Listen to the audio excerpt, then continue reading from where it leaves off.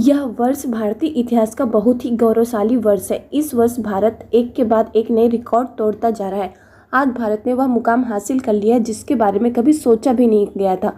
एक खबर के अनुसार भारत ने इतिहास के सभी रिकॉर्ड को तोड़ते हुए पिछले एक हफ्ते में 12.5 बिलियन की बढ़ोतरी करते हुए पहली बार विदेशी मुद्रा भंडार को $700 बिलियन के ऊपर पहुंचा दिया है। इस समय भारत का विदेशी मुद्रा भंडार लगभग $705 बिलियन पहुंच चुका है। यह भारत के इतिहास का इतना गौरवशाली समय है कि इस खबर ने न केवल भारत में खुशी का माहौल किया है बल्कि विदेशी मीडिया की भी नज़र भारत के विदेशी मुद्रा भंडार पर पहुंच चुकी है। भारत ने न केवल विदेशी मुद्रा भंडार को $700 बिलियन के ऊपर पहुंचाकर एक नया मुकाम हासिल किया बल्कि यह बताया जा रहा है कि इसके साथ साथ भारत दुनिया का चौथा ऐसा देश बन गया है जिसका विदेशी मुद्रा भंडार $700 बिलियन के ऊपर पहुंच चुका है। पूरी अपडेट क्या इस वीडियो में विस्तार से। उसके पहले अगर अभी तक कि आप लोगों ने वीडियो को लाइक नहीं किया तो आप लोग वीडियो को लाइक कर दीजिए, साथ में चैनल को सब्सक्राइब कर नोटिफिकेशन बेल आइकन को जरूर दबा दीजिए जिससे जब भी वीडियो अपलोड की जाए तो उसकी नोटिफिकेशन आप लोग को मिले और आप लोग वीडियो को सबसे पहले देख पाएँ। आप लोगों से एक रिक्वेस्ट है कि आप लोग वीडियो को पूरा ज़रूर देखा करिए और वीडियो को अपने दोस्तों के साथ फेसबुक, व्हाट्सएप, इंस्टाग्राम ग्रुप पे शेयर भी कर दीजिए जिससे कि और लोग भी वीडियो को देख पाएँ। भारत इस समय अपने हर क्षेत्र में आगे बढ़ने के लिए काम कर रहा है। भारत के पास पैसे की कमी नहीं है आज के समय में, और वह जो आंकड़ा निकल कर सामने आया है उसने दुनिया को बता दिया कि भारत दुनिया का चौथा सबसे बड़ा देश बन चुका है जिसके पास सबसे ज़्यादा विदेशी मुद्रा भंडार मौजूद है। भारत के पहले केवल चीन, जापान और स्विट्जरलैंड, यही 3 ऐसे देश हैं जो विदेशी मुद्रा भंडार के मामले में भारत से आगे हैं। लेकिन कुछ ही महीनों में वह भी ये समय आने वाला है कि भारत स्विट्जरलैंड को पीछे छोड़ते होगा, यानी कि भारत ने ब्रिटेन, रूस, फ्रांस के साथ साथ सऊदी अरब और यूरोप के बड़े बड़े देशों को पीछे छोड़ दिया है जिनकी गिनती अमीर देशों में की जाती है। भारत का विदेशी मुद्रा भंडार काफ़ी तेजी के साथ आगे बढ़ रहा है। यह सुनने में जितना आसान लग रहा है भारत के लिए उतना आसान नहीं था। इसके पीछे की कहानी बहुत ही कम लोगों को पता होगी। आज से कुछ साल पहले, लगभग 30 साल पहले, भारत इतनी दयनीय स्थिति में आ गया था कि जिस तरीके से आज बांग्लादेश और पाकिस्तान के हालात हैं, इसी तरीके से भारत के भी हालात पूरी तरह से बिगड़ चुके थे और भारत भी कर्ज में डूब चुका था। 1991 का समय भारतीय अर्थव्यवस्था के लिए एक बहुत ही कठिन समय था। उस समय भारत गंभीर भुगतान संतुलन का सामना कर रहा था। भारत के पास इतना पैसा नहीं था कि जो सामान उधारी पर दूसरे देश से खरीदते उसका पैसा चुका सके, और उस समय ना ही कोई देश भारत की मदद करने के लिए तैयार था और ना ही कोई देश भारत को कर्ज देने के लिए हाथ आगे बढ़ा रहा था। उस समय सब तरह से भारत का मजाक उड़ाया जाने लगा था।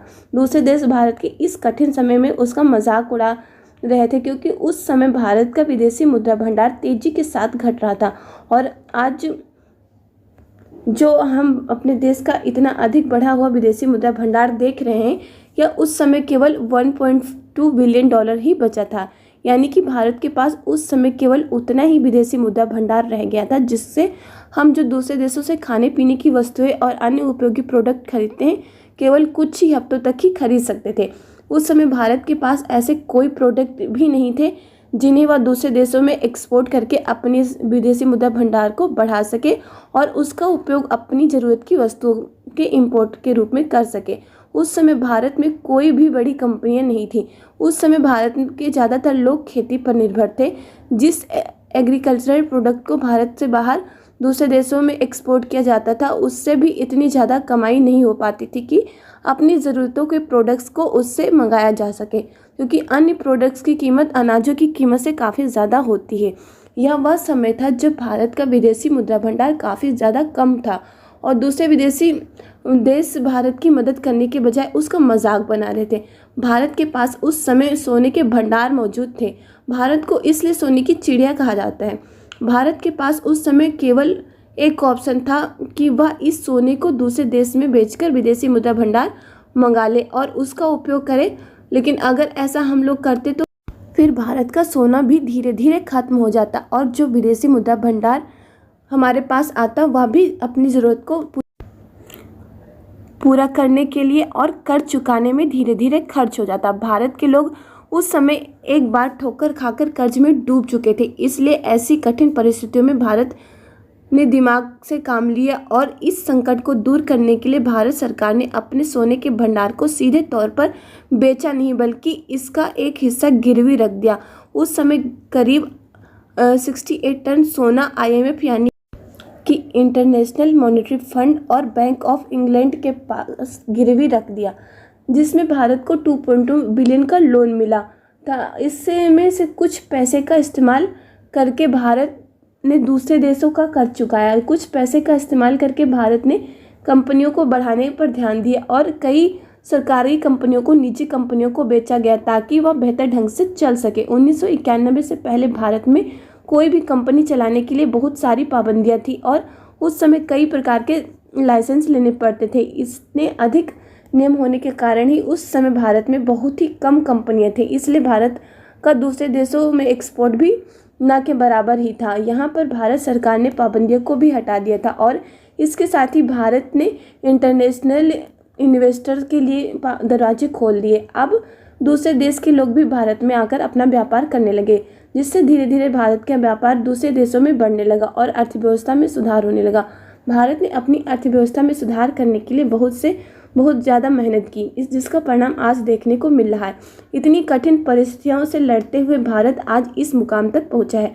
भारत की इस समय इतनी अधिक क्षमता है कि वह कई देशों को लोन भी दे सकता है। इस समय भारत अपने विदेशी मुद्रा भारत में न केवल अमेरिका डॉलर को कलेक्ट कर रहा है बल्कि उसके साथ ही यूरो, पौंड, युआन और कैनेडियन डॉलर पर भी फोकस कर रहा था कि अगर भविष्य में अमेरिकी डॉलर से व्यापार करने में कोई दिक्कत आती भी है तब भी इसका असर भारत पर नहीं पड़ने वाला। इसके अलावा RBI गोल्ड रिजर्व को कलेक्ट करने पर ज़्यादा फोकस कर रही है। भारत ने जो पहले सोना इंग्लैंड की बैंक में गिरवी रखा था उसे भी वापस ले लिया। अब अगर दुनिया भर के देशों में युद्ध का माहौल और अधिक बढ़ता है तो भारत को कोई भी दिक्कत नहीं आएगी, क्योंकि युद्ध के समय डॉलर की क्राइसिस आ सकती है। इसके अलावा बाकी की विदेशी मुद्रा भी डूब सकती हैं, तब उस समय सोने की कीमत और भी ज़्यादा बढ़ती है।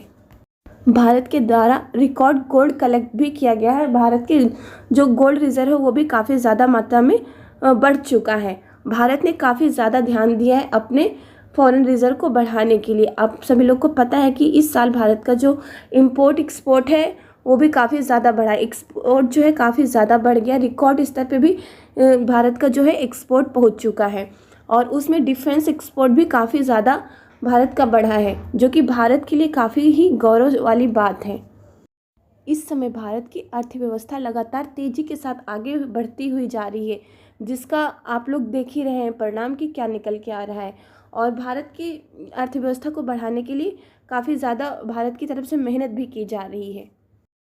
वर्तमान समय में जब देश दुनिया के कई सारे देश जब युद्ध में उलझे हुए हैं, उस समय भारत जो है अपनी अर्थव्यवस्था को आगे बढ़ाने में लगा हुआ है, जिसका परिणाम आप लोग के सामने दिख भी रहा है। भारत ऐसे ही लगातार आगे प्रयास करता रहा तो एक दिन ऐसा भी आएगा जो भारत सबसे आगे निकल जाएगा। इस वीडियो में आपको भारत का जो फॉरेन रिजर्व है इस समय क्या है और इस पहले क्या स्थिति थी, दोनों के बारे में आपको डिटेल से बता दिया गया है। और आप लोग इस वीडियो को अच्छे से देखेंगे तो सब कुछ बहुत ही अच्छे तरीके से आप लोग को समझ आ जाएगा। इसलिए वीडियो को आप लोग अच्छे से ज़रूर देखिए और आपकी इस पर राय क्या है, अपनी राय कमेंट करके ज़रूर बताएं। वीडियो आप लोग को पसंद आई तो वीडियो को लाइक कर दीजिए, साथ में चैनल को सब्सक्राइब कर नोटिफिकेशन बेल आइकन को ज़रूर दबा दीजिए, तभी वीडियो की नोटिफिकेशन आप लोग को मिलेगी और आप लोग वीडियो को सबसे पहले देख पाएंगे। वीडियो को आप लोग पूरा ज़रूर देखा करिए और शेयर भी ज़रूर कर दीजिए। इस वीडियो में बस इतना ही। जय हिंद, जय भारत।